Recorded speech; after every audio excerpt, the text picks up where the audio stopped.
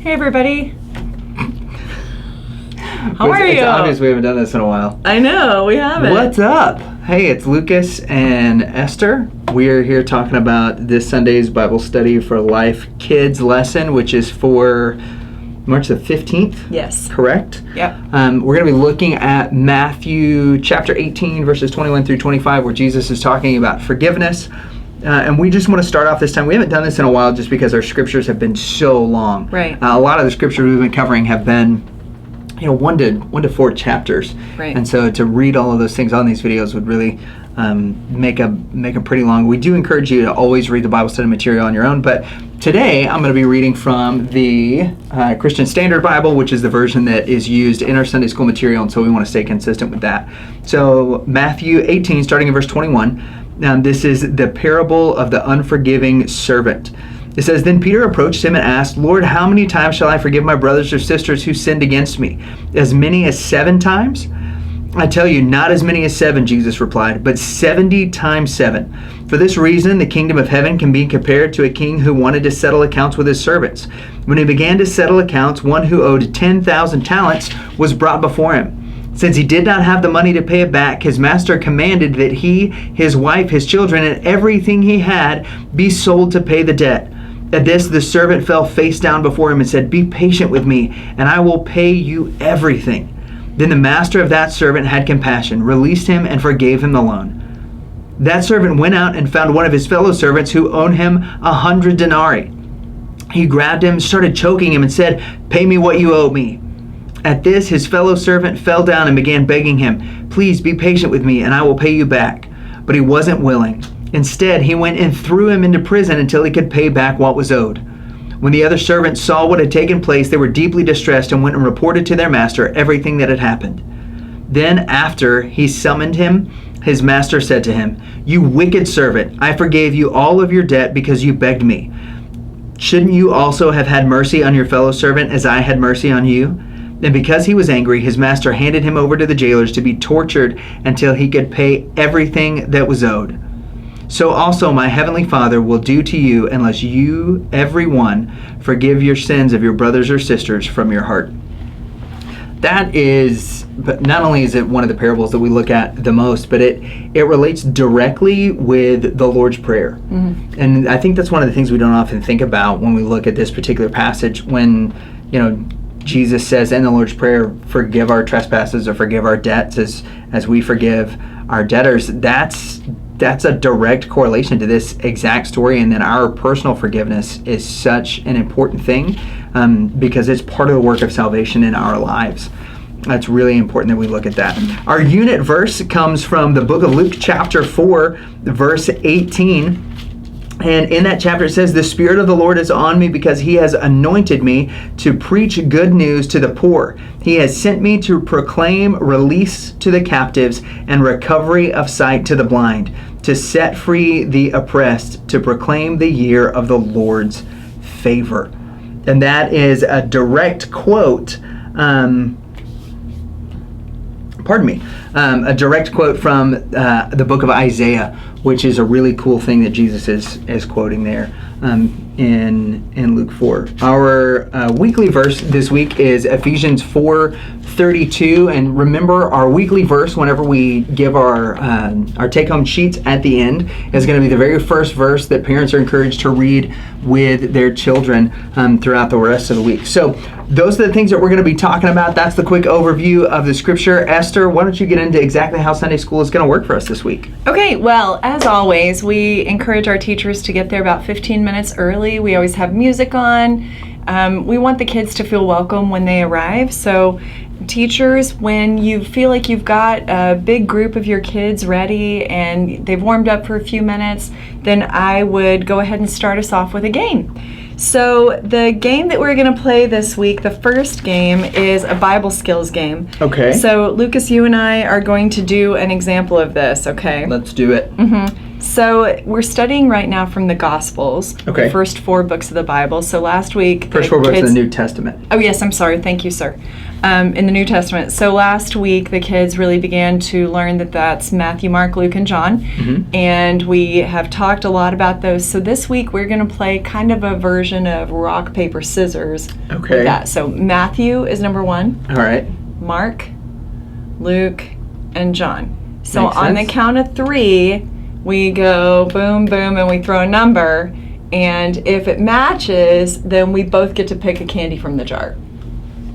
Okay. Yeah, okay. Nice. So, shall we? Yeah. Okay. 1, 2, 3. I think you copied me, but Well, we're I was getting trying to figure out. candy. Yeah, we're getting candy. That's what counts. So that's the deal. Yeah. If Way we win, less complicated than we win together. rock, paper, scissors, lizard, Spock. Oh, yeah. So, That sounds yeah. horrible. You can tell me all about it later. That's a tough game. So we'll play a few rounds of that. We are going to keep it at the jelly bean level of candy, so I do have some limits. But Nice. And then we've got a secondary game this Sunday, and it has to do with science, which we all know I love. So you, on your coaster, you have a cup of coffee. Yes. I have a little cup that has some vinegar and iodized salt. Not as delicious. Not as delicious, although, probably would help me with a sore throat or something. So, Ugh. I mean, impossible. Right? I'm not the doctor. So these are some filthy pennies that are probably going to give me coronavirus. But I think as long as you don't touch the pennies to your face, you'll be okay. All right, if I don't lick them, I'm good. Okay, so I'm going to put them in here, and we're going to talk about how sin makes our lives dirty. Okay. And Jesus knew that we had that dirty stuff on us that we couldn't get rid of, and He is the solution to that. Nice. So we're putting these pennies in our solution, And as it were, and what they come happens? out all beautiful. Do they? Yeah. Oh, wow. See? That's crazy.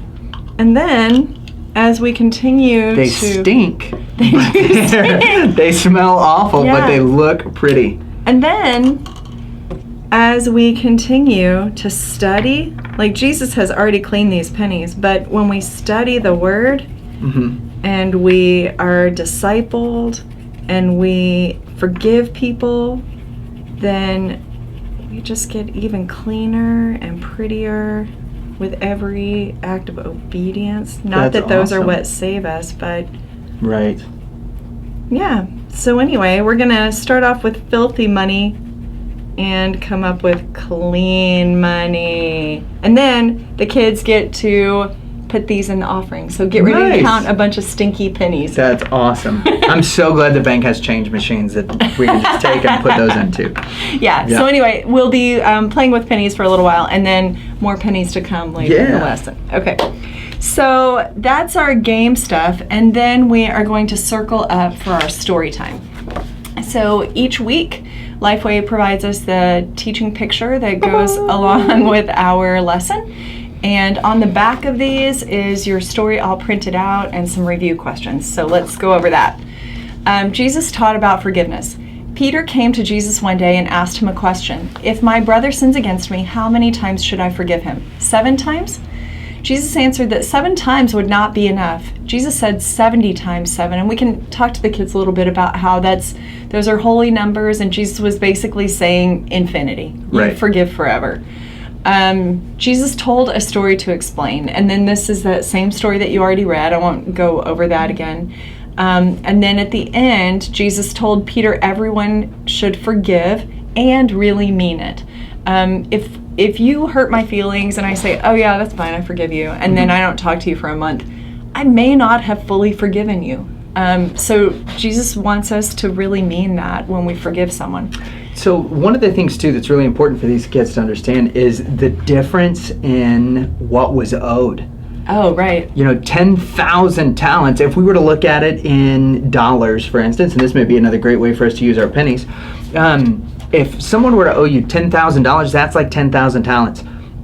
And if you were to, adjust for inflation and American money and yada yada, it would basically be the equivalent that this guy is asking for. Some people have said as much as $10, which is not a lot of money, and as little as 10 cents is what this servant was beating this guy up for. So that may be a great way to use the money as well, as to show him, hey, this guy was looking for pennies on the dollar. Would you beat somebody up for that much money? Right. It's crazy. So in our case, we have a little bucket of offering money. So teachers, what you might do is if you have any collection of change around that you could get your hands on, I'm planning to actually physically dump that money out and say he owed all this, and then he was beating somebody up for this much, and physically show that to them so that they have a concept for it. So some review questions here. Yeah. How many times was Peter willing to forgive? 7. Yes, very good. How many times did Jesus tell Peter to forgive? 70 times 490. There you go. You get a penny. Just kidding. Actually, infinity. Infinity. Right. So, in Jesus' story, why did the king forgive such a large amount? Because he was a compassionate king. He was a good king. He was a good king. How did the first servant treat the other servant who owed him? Not well. Not well. No, he was pretty mean to him. He was unkind. What did the king do when he heard that the first servant had done to the other servant? He was very upset. Very upset. He threw him in the jail to get tortured until he could pay back his debt, which is an interesting concept to me. It is, right? It doesn't seem like torture would actually propel you further in the interest on workforce. torture? Yeah. That's a little rough. It's a little rough. So perhaps that was not going to end well. What did Jesus want Peter to learn from this story? To forgive, because how we forgive others, that's how God forgives us. So we need to forgive and really mean it. We absolutely do. Those questions are going to be the exact ones when we talk about Kids Corner here in a little bit. The same ones that I'm going to ask during Kids Corner. So, so we've got our lesson, we've got our games. What are we going to do for missions? We are studying right now the family. Lasado family. Oh. And they are in northern Africa. Oh, wow. And they are ministering to actually really various tribal groups that are kind of dispersed throughout a mountain range. So This week we're going to be talking about, the video section is called More Helpers. And so we've been looking at that family, really cool couple who adopted 3 girls from different countries, and they all serve together. But this week we're talking about specifically the More Helpers, the healthcare workers who have come to help them take care of these people. So physicians and nurses and midwives who have come out to that area and set up healthcare clinics and camps to help teach them some basic first aid. And of course, that's something really near to my heart. So very cool. We'll take some time and pray for the missionary family, the people they're ministering to, and all the extra helpers who come and help them. And then we're going to take some time and work on our Bible verse memory as well. So we'll have a chance to do that.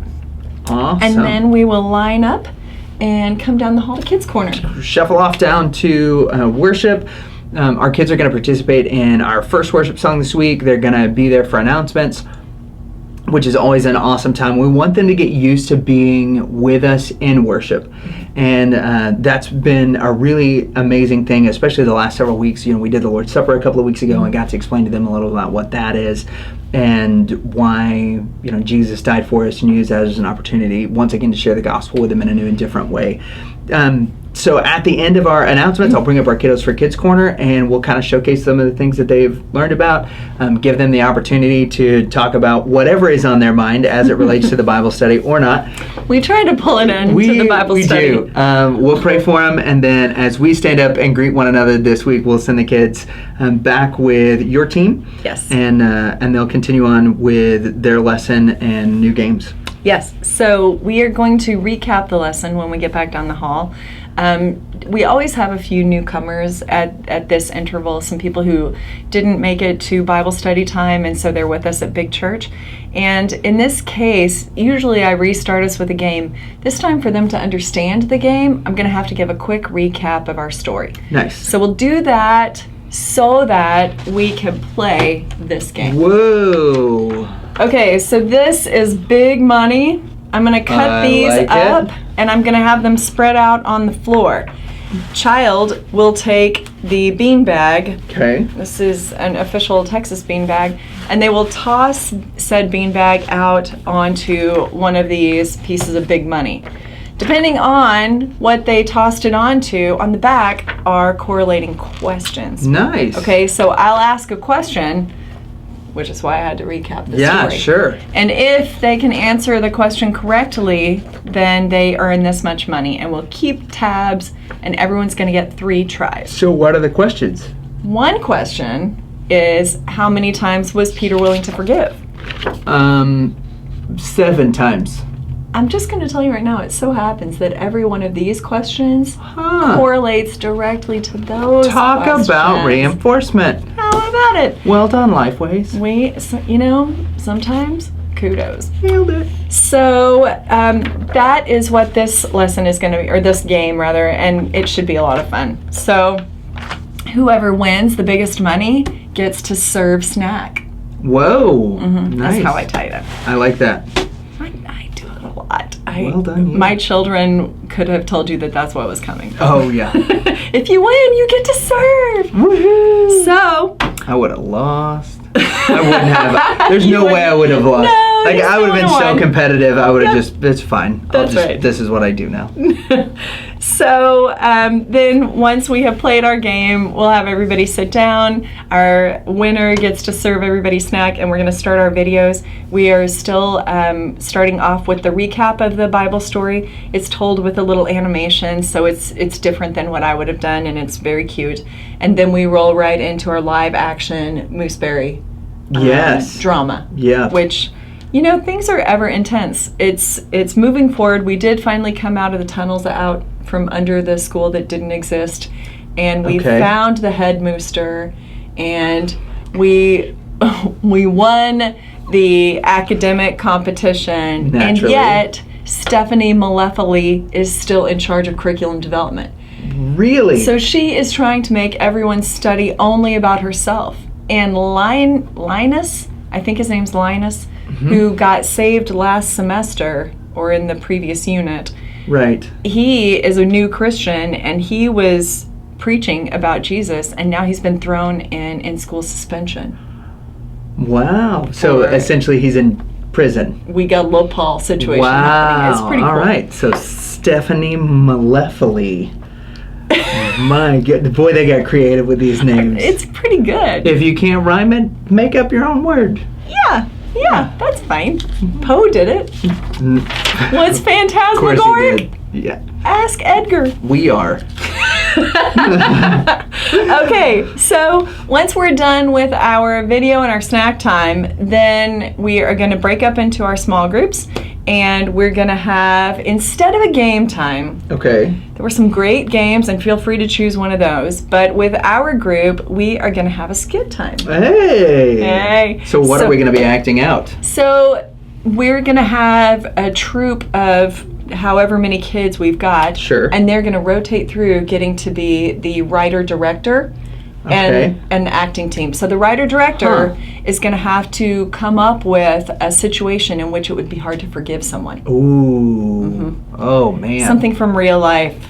Yikes. So, teacher, you're going to have to kind of help coach this a little bit. They might act like they've never had to forgive anyone. Here are some options.